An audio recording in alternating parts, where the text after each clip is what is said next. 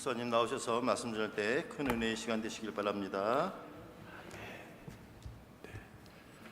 우리 은혜로 찬양 감사합니다. 우리 앞뒤에 계신 분들도 좌우에 계신 분들 함께 인사하시겠습니다. 우리 주의 사랑으로 사랑합니다. 우리 축복합니다. 참 잘 오셨습니다. 만나서 반갑습니다. 인사하시겠습니다.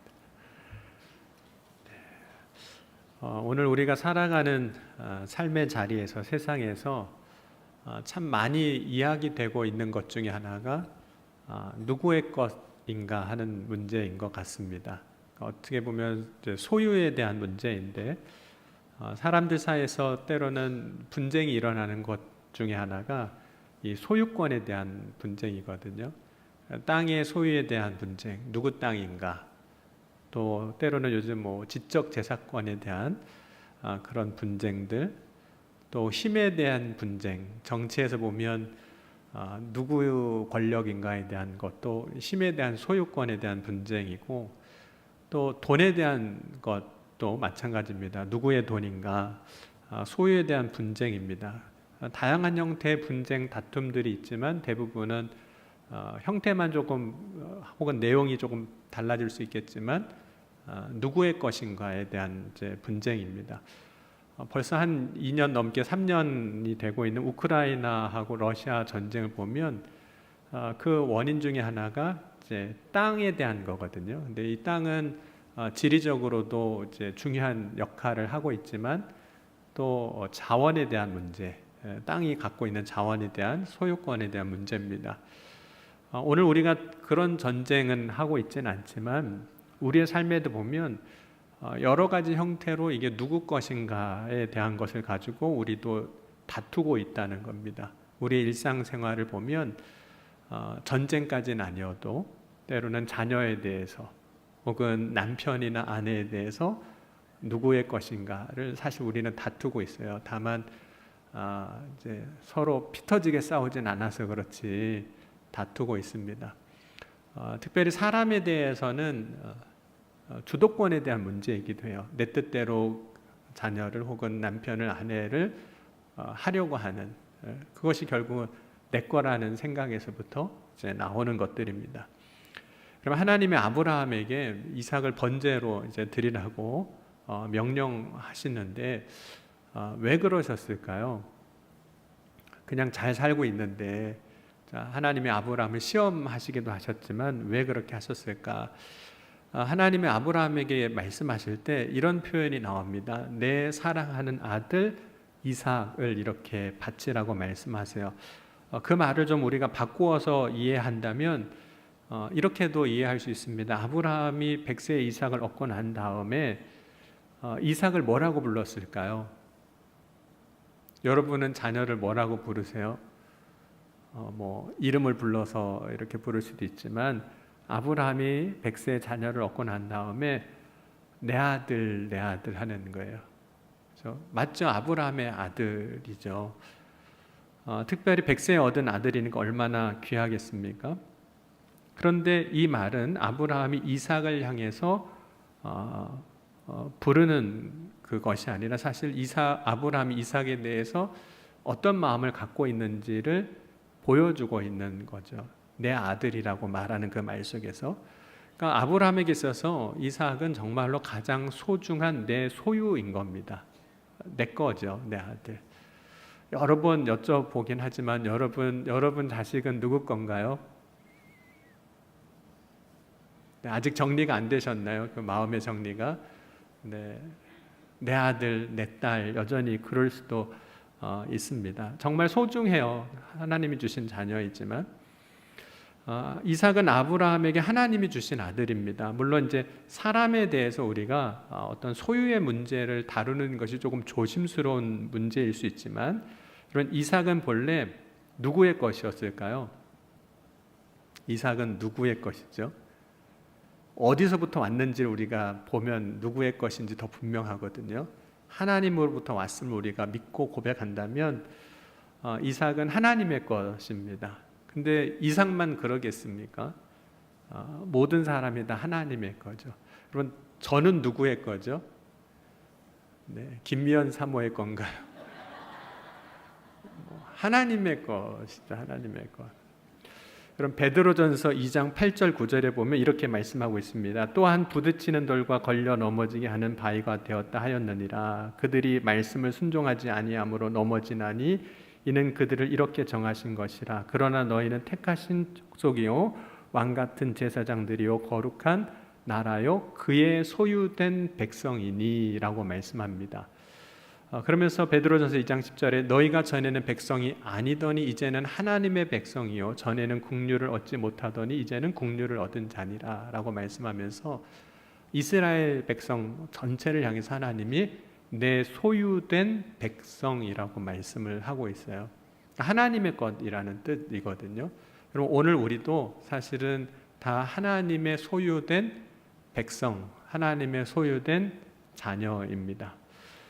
우리가 예수를 믿고 다 하나님의 자녀가 된 거거든요.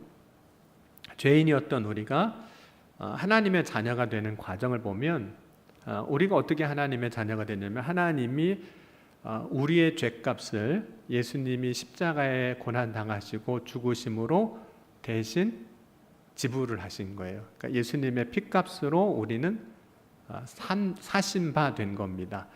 그래서 고린도전서 7장 22절과 23절을 한번 같이 보겠습니다.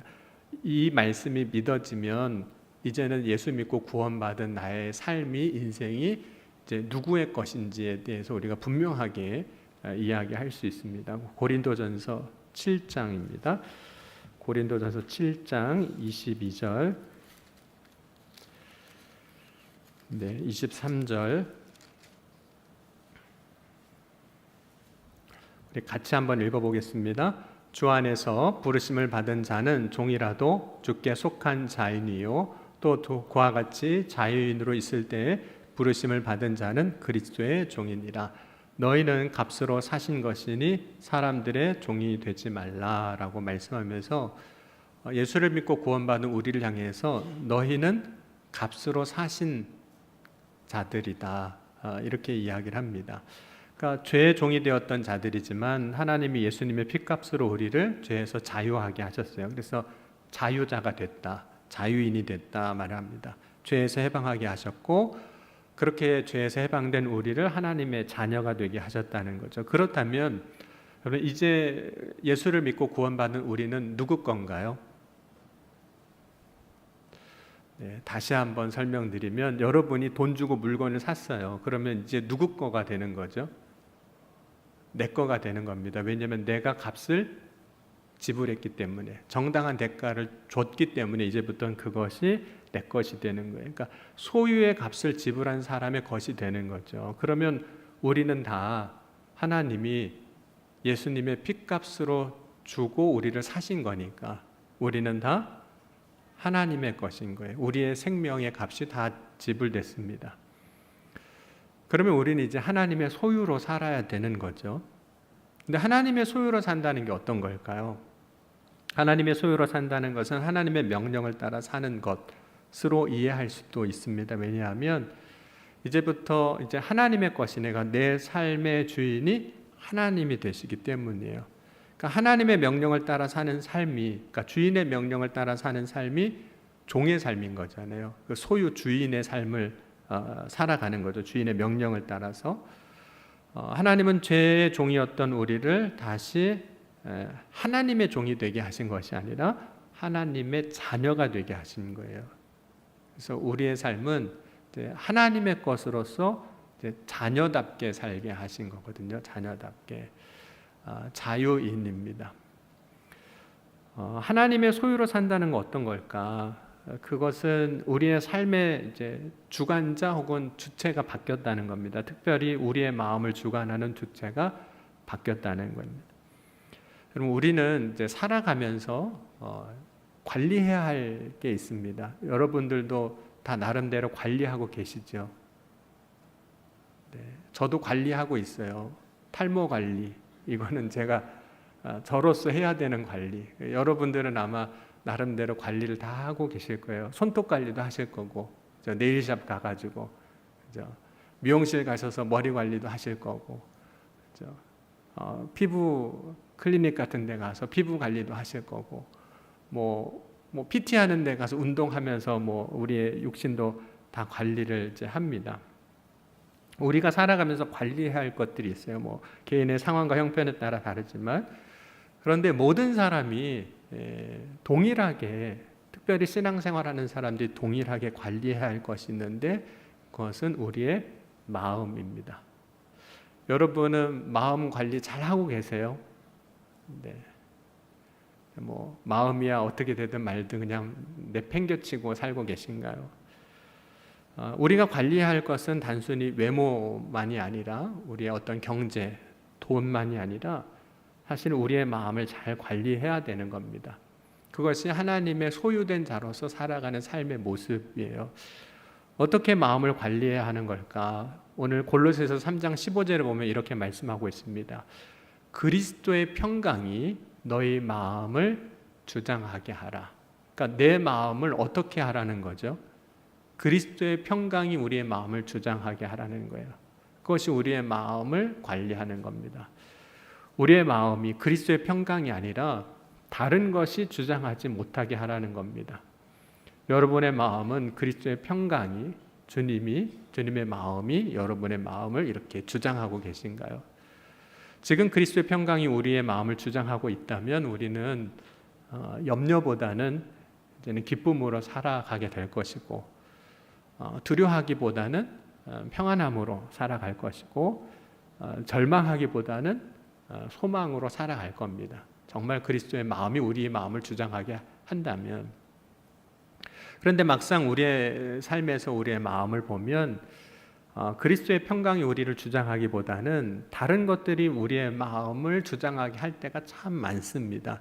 때로는 시기하는 마음이 우리의 마음을 주장하게 하기도 하고, 미워하는 마음이 우리의 마음을 주장하기도 하고, 어떤 때는 분노하는 마음이 우리를 주장하게 그냥 내버려 두기도 하고, 때로는 악한 마음이, 사단이 우리에게도 악한 마음을, 생각을 집어넣기도 하거든요. 가룟 유다에게 예수님을 팔 생각을 넣었다고 말씀하고 있는 것처럼 악한 마음이 우리의 마음을 주장하도록 두기도 합니다. 여러분, 가인이 이제 하나님 앞에 자신의 제물과 이제 제사를 드렸을 때 하나님께서 자신과 자신의 제물을 받지 아니하시고 오직 아벨 동생과 그의 제물을 받으신 걸 보고 굉장히 화를 냅니다. 가인이 몹시 분하여 안색이 변했다라고 말씀합니다. 그때 하나님이 찾아오셔서 가인한테 말씀하세요.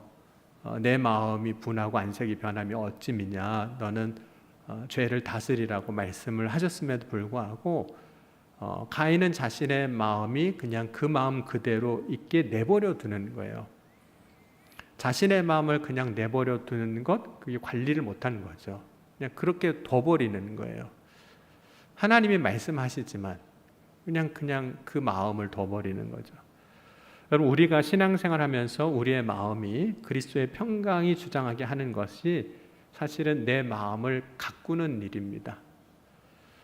여러분, 집에 있는 화분만 가꾸지 마시고요, 마음을 좀 이렇게 가꾸셔야 돼요. 어디에 둔 텃밭만 가꾸지 마시고 내 마음을 가꿔야 되는 거예요. 내 외모만, 손톱만 관리하지 마시고 정말 마음을 가꿔야 되는 거죠. 자신의 마음을 가꾸는 사람이 정말 아름다운 삶을 사는 거예요. 그렇죠? 겉이, 외모가 화려하고 파마 잘 나와서 아름다워지는 게 아니라, 손톱 잘 붙어 있어서 아름다운 게 아니라 내 마음이 아름다울 때 진짜 아름다운 삶을 살아가는 겁니다. 어떻게 하면 우리의 마음을 가꿀 수 있을까? 그리스도의 평강이 우리의 마음을 주장하게 할 수 있을까? 어떻게 하는 것이 그런 삶을 살아가는가 하는 거예요. 근데 그리스도의 평강이 우리의 마음을 주장하게 하기 위해서 첫 번째로 사실 해야 될 것이 있는데 우리의 마음 문을 여는 거예요. 왜냐하면 이거는 내가 주장하는 게 아니라 그리스도의 평강이 나를 주장하게 하시려면 내 마음을 열어야 되는 거죠. 마음 문 여는 게 참 중요한데, 여러분, 우리가 사람과 이렇게 대화를 해봐도 마음 문을 여는 게 시간이 좀 걸리긴 해요. 쉽지 않을 때도 있습니다. 그런데 우리가 마음 문을 열지 않으면 주님이라 하시라 할지라도 아무것도 하시지 않아요. 하실 수가 없습니다. 여러분 요한계시록 3장 20절 말씀도 한번 같이 보겠습니다. 이 말씀은 우리가 성화 그림으로도 참 많이 봤던 말씀인데 요한계시록 3장 20절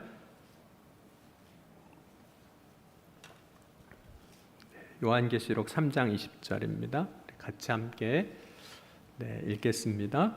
볼지어다 내가 문 밖에 서서 두드리노니 누구든지 내 음성을 듣고 문을 열면 내가 그에게로 들어가 그와 더불어 먹고 그는 나와 더불어 먹으리라.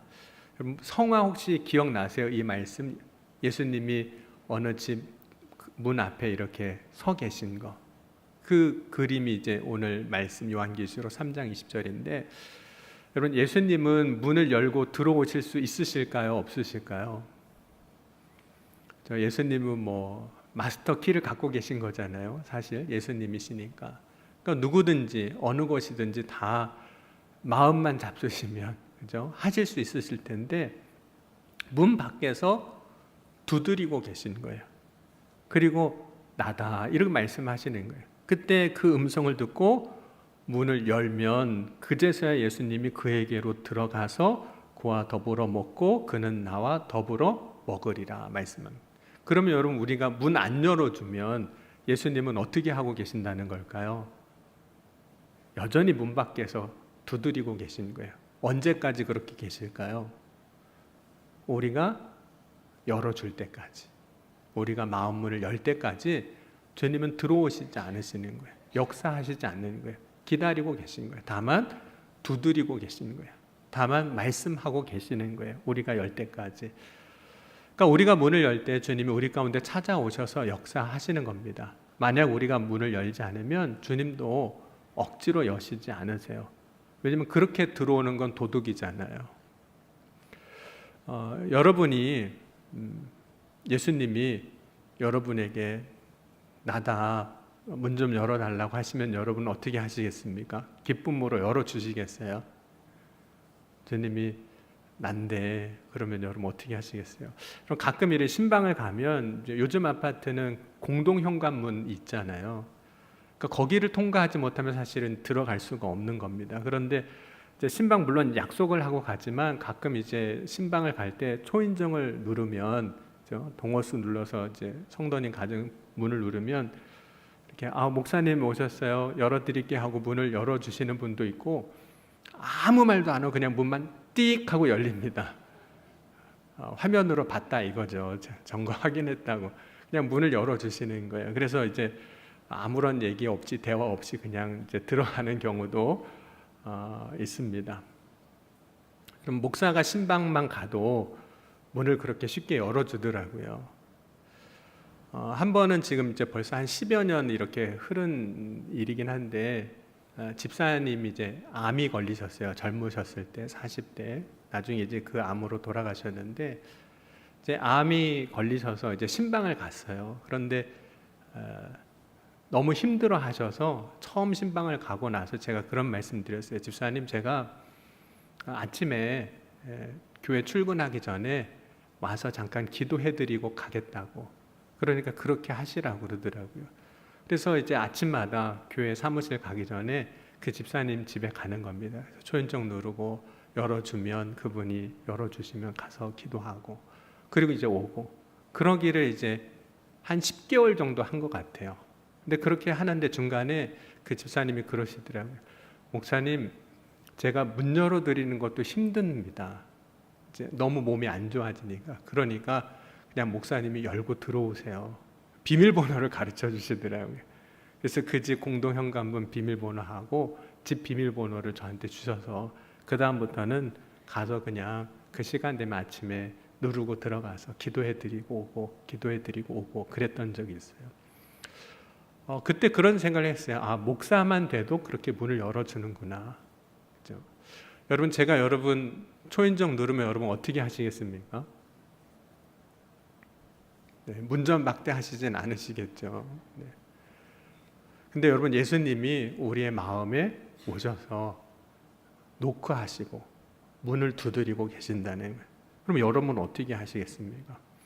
여러분 우리가 마음문을 연다는 것은 예수님을 나의 주님으로 영접한다는 거예요. 그래서 예수님이 집에 방문하셨을 때 실제로 우리가 복음서를 보면 예수님을 영접한 사람들은 예수님을 어디에 앉게 하시냐면 그 집에 상석에 앉게 합니다. 주인의 자리에 앉게 하는 거예요. 그래서 식사를 초대하면 주인의 자리에 앉고 거기서 식사를 드시게도 하셨습니다. 그래서 성경에 우리가 보면 예수님을 자기 집에 초대한 두 사람 이야기를 우리가 볼 텐데, 먼저는 삭개오입니다. 삭개오가 자기 집으로 예수님을 초대하고, 또 나사로, 오라비가 나사로인 마르다와 마리아와 마르다가 자기의 집으로 예수님을 초대하는 장면이 나옵니다. 우리 그 두 장면도 한번 비교해서 오늘 볼 거기 때문에 누가복음 10장 38절과 19장 5절 6절 한번 보겠습니다. 예수님을 어떻게 자기의 집으로 영접하는지.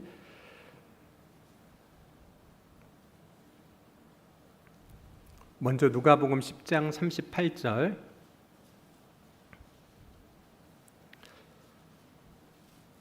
같이 한번 읽겠습니다. 그들이 길 갈 때에 예수께서 한 마을에 들어가심에 마르다라 이름하는 한 여자가 자기 집으로 영접하더라. 그리고 19장 5절과 6절입니다.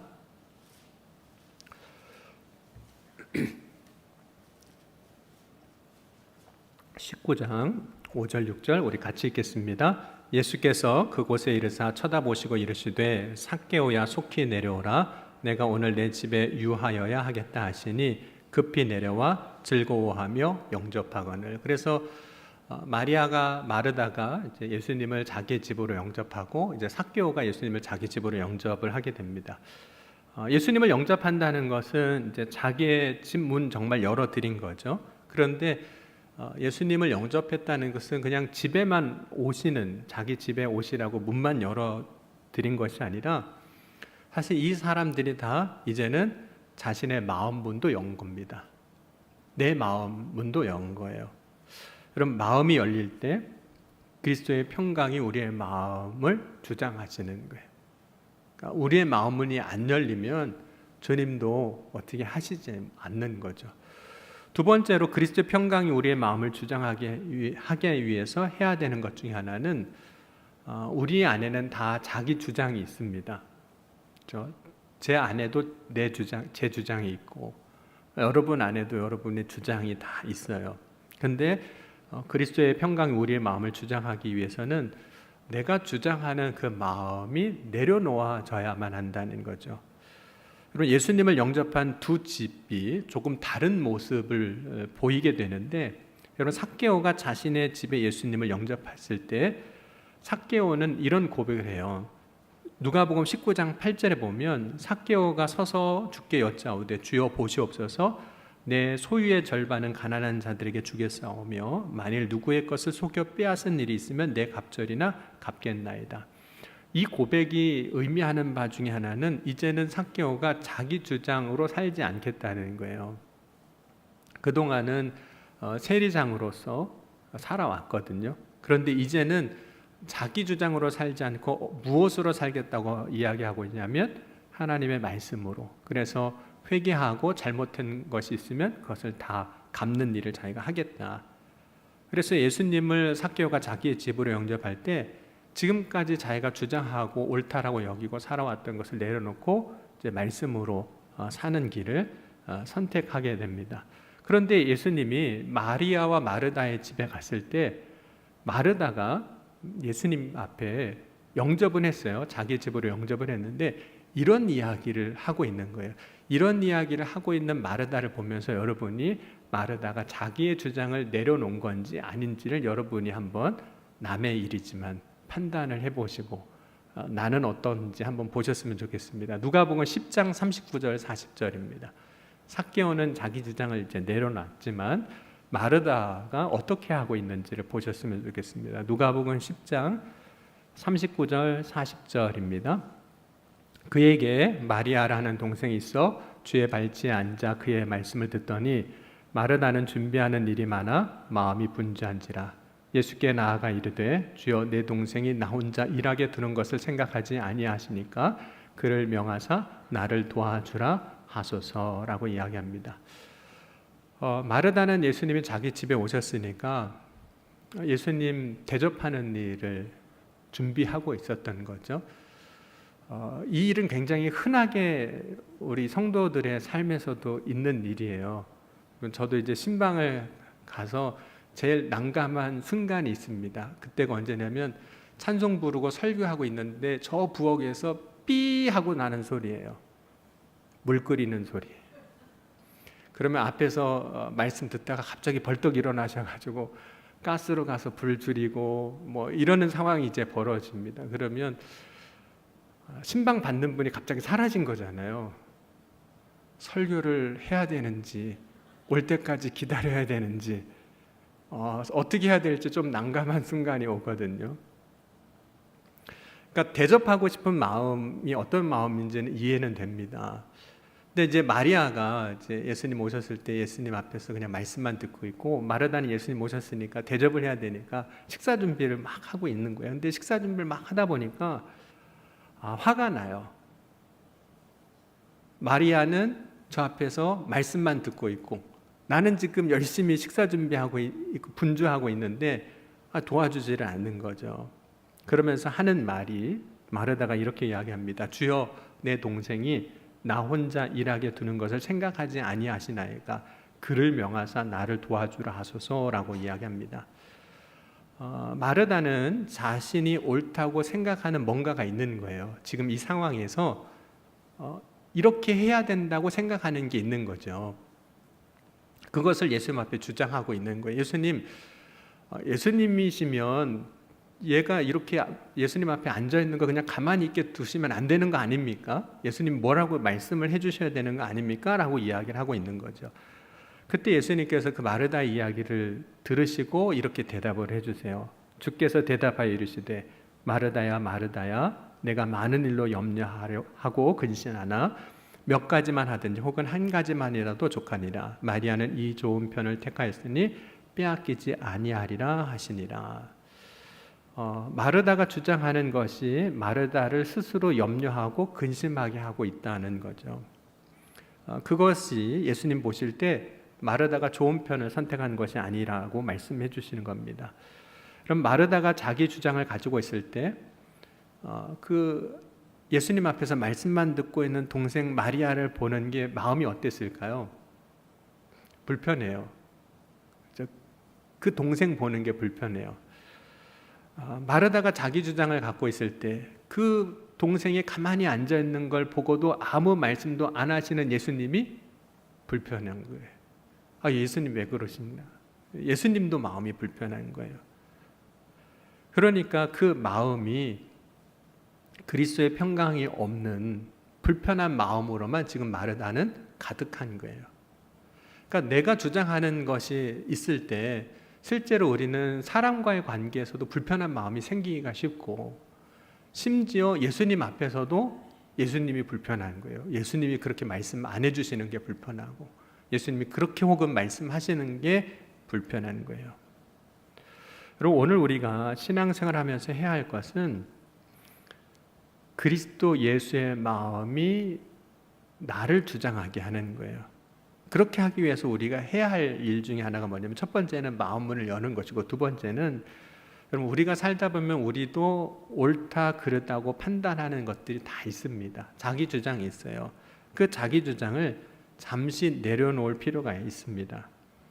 그래야 비로소 예수님을 진정으로 영접한 자로 살아갈 수 있는 길이 열리는 거예요.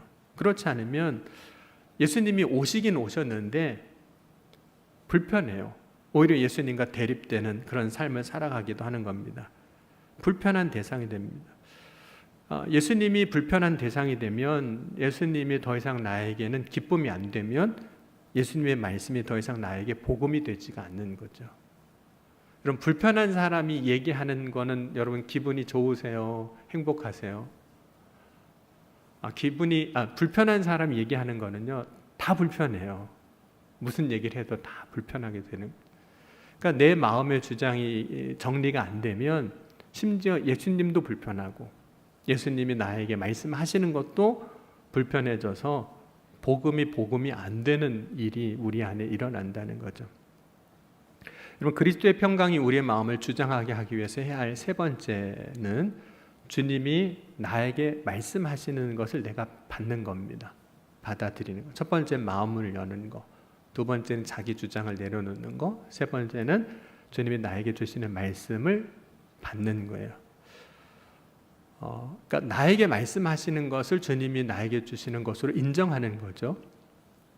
여러분, 우리는 종종 주님이 나에게 말씀하시지만 그것을 나에게 말씀하시는 것으로 여기지 않을 때가 있습니다. 분명히 나한테 말씀하시는데 나한테 안 하시는 거라고 생각해요.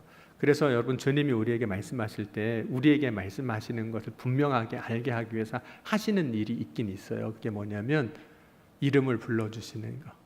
아무개야. 왜냐면 그러면 나한테 하는 게 분명해지는 거잖아요. 하나님이 아브라함아 부르셨던 이유는 아브라함아 너한테 말하는 거야. 야고바라고 말씀하셨던 이유는 바로 너한테 얘기하는 거야. 사울에게, 다메섹으로 가던 사울에게 사울아 말씀하신 이유는 그 많은 사람들 중에 다른 사람이 아니라 사울 그 너에게 말씀하시는 거라고 알게 하시기 위해서 이름을 불러주시는 거죠.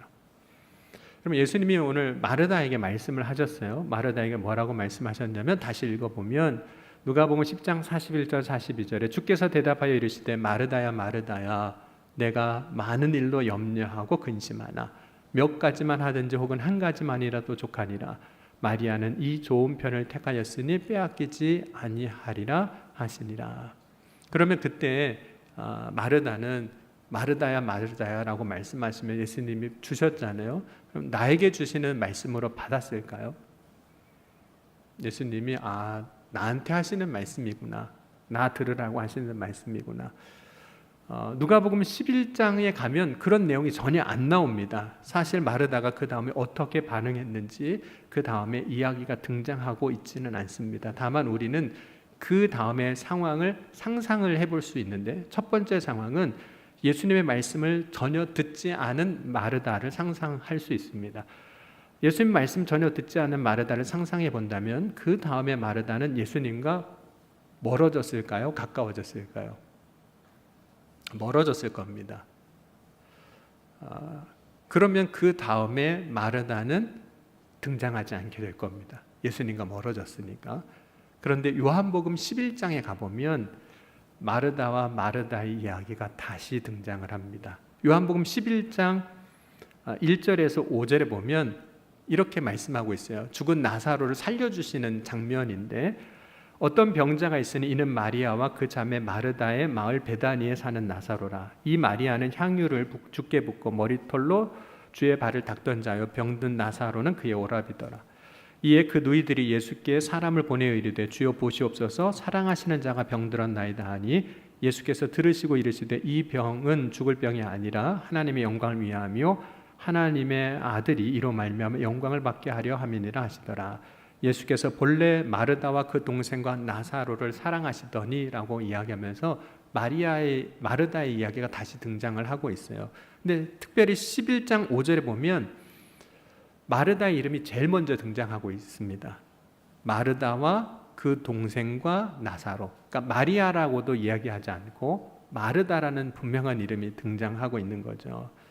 그리고 그 다음에 마르다는 예수님과의 대화 속에서 자신의 믿음을 이렇게 고백합니다. 요한복음 11장 23절에서 27절 보면 예수께서 이르시되 내 오라비가 다시 살아나리라. 마르다가 이르되 마지막 날 부활 때는 다시 살아날 줄을 내가 아나이다.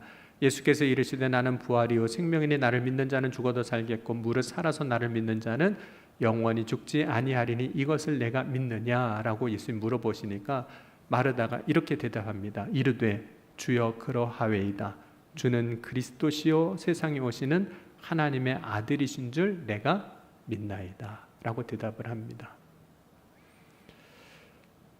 마르다가 이 요한복음 11장에 보면 죽었다 다시 살아나는 것에 대해서, 부활에 대해서 의심하지만 믿음으로 변화된 그 믿음을 고백하는 그 모습을 보여주는 거죠. 그럼 마르다가 누가복음 11장에서 예수님께서 자기 동생과 있었던 일로 인해서 말씀하신 것을 나에게 주시는 말씀으로 받아들이지 않았었다면 요한복음 11장에 예수님을 다시 찾아가거나 예수님을 가까이 하는 일은 일어나지 않았을 겁니다. 그러니까 누가복음 11장에서 마르다가 예수님이 자기에게 말씀하셨던 것을 그 다음에 마르다는 나에게 주시는 말씀으로 받았다는 걸까요? 안 받았다는 걸까요? 그때 그 순간에는 그 장면이 등장하지 않지만 이후에 마르다의 모습을 보면 그때 마르다는 나에게 주시는 말씀으로 받고 예수님과 멀어지지 아니하고 주님 안에 거하는 믿음의 삶을 살아가고 있었다는 겁니다.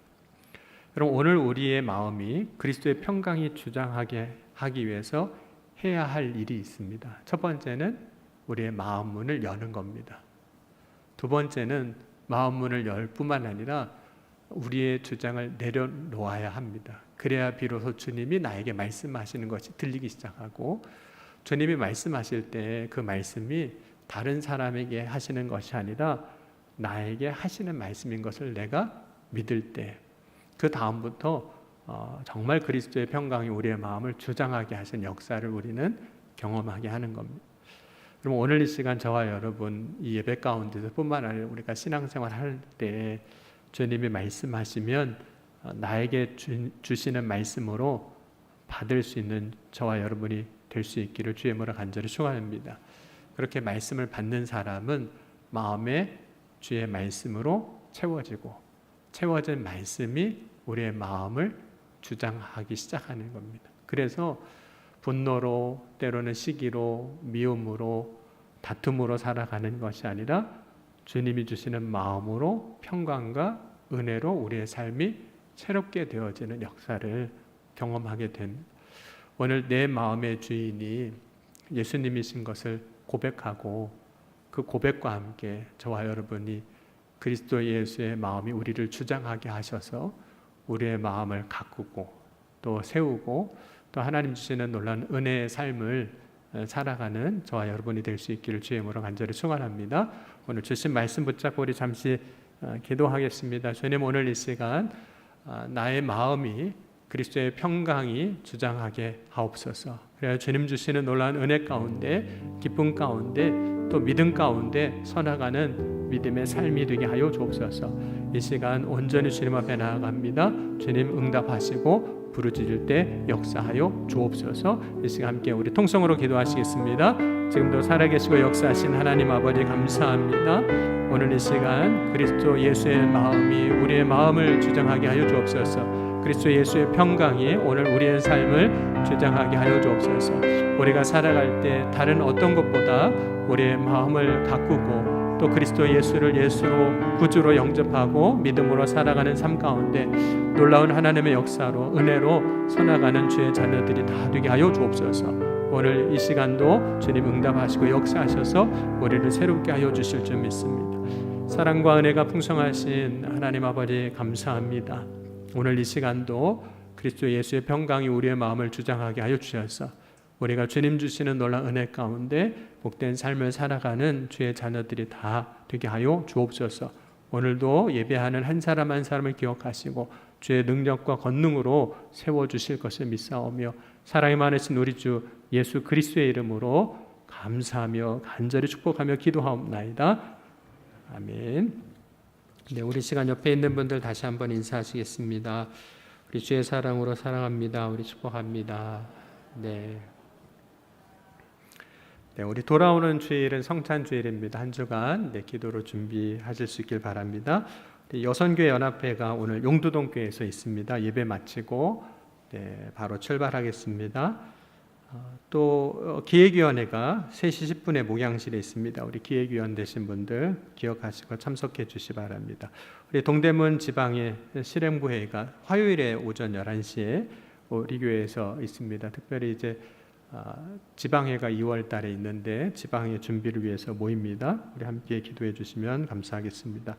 동대문 지방 교사대학과 모범교사 표창이 이번 돌아오는 토요일에 영성교회에서 있습니다. 우리 교회에서는 김미송 교사 청년이 10년 교사로 이제 모범교사 표창을 받게 되고, 우리 지방회 때는 장기근속 교사로 우리 고청수 권사님, 오경희 권사님 우리 표창을 받게 됩니다. 우리 축하해 주시고 또 잘 감당할 수 있도록 함께 또 기도해 주시 바랍니다. 2월 초하루 새벽기도 2월 2일에 월요일입니다. 본당에서 5시 30분에 모이도록 하겠습니다. 그리고 심천 임원 교육이 2월 7일에 있습니다. 우리 해당하신 분 꼭 기억하시고 참석해 주시고, 동대문 지방 장로회 개사회는 2월 8일에 전농교회에서 있겠습니다. 우리 참고해 주시고 또 함께 참여하셔서 우리 지방의 여러 일들이 잘 준비될 수 있도록 함께 해주시면 좋겠습니다. 우리 그 외의 광고는 우리 주보 우리 참고해 주시기 바랍니다. 이 시간 하나님 앞에 예물 드렸습니다. 헌신 예물로 고청수 권사님, 이태복 권사님 드렸습니다. 김호겸 장로님, 신중환 집사님, 홍성양 집사님, 홍기범 장로님, 정성호 장로님 드렸습니다. 신상재 장로님, 현점수 권사님, 권순덕 권사님 드렸습니다. 이종우 권사님, 정원식 권사님, 감사 예물로 박성임 권사님 드렸습니다. 이 시간 드려진 예물 위해 기도하겠습니다. 사랑과 은혜가 풍성하신 하나님 아버지 감사합니다. 오늘도 주님 앞에 나와 예배하게 하시고, 특별히 남성교회 연합회 헌신 예배로 함께 주님을 고백하며 믿음으로 서게 하시니 감사합니다. 이 시간 예물 드린 손길을 주님 축복하시고, 또 섬기는 가정과 일터와 자녀들 위해 주님 주신 놀라운 은혜의 축복의 열매를 거두는 주의 자녀들이, 가정이, 일터가, 사업장이 다 되게 하여 주셔서 기쁨으로 주님께 영광 돌리는 주의 백성들이 다 되게 하여 주옵소서. 오늘도 주님 앞에 믿음으로 고백하며 나아가는 이들 한 사람 한 사람 기억하시고 주의 권능으로 역사하시사 가장 좋은 것으로 충만하게 채워주실 것을 믿사오며, 사랑이 많으신 우리 주 예수 그리스도의 이름으로 감사하며 간절히 축복하며 기도하옵나이다. 아멘.